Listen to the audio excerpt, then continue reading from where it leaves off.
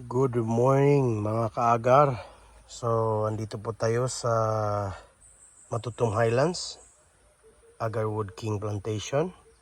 So, ito na po ang mga agarwood seed natin or mga Aquilaria after 1 month na nisok natin sa tubig. Okay.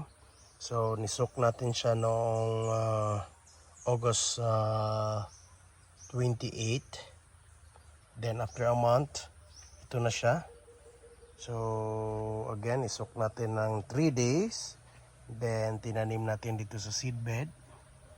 Then ito na siya. So makikita natin that yung mga seed nag-sprout na siya.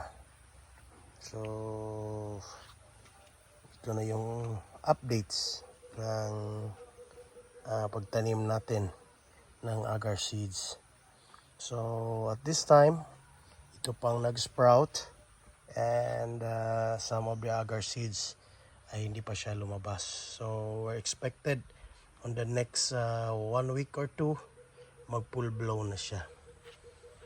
Okay. So ito yung mga agar seeds. Matataas na siya. So I'll update you once on the next episode ng paglaki ng ating mga agar seeds na mga Aquilaria.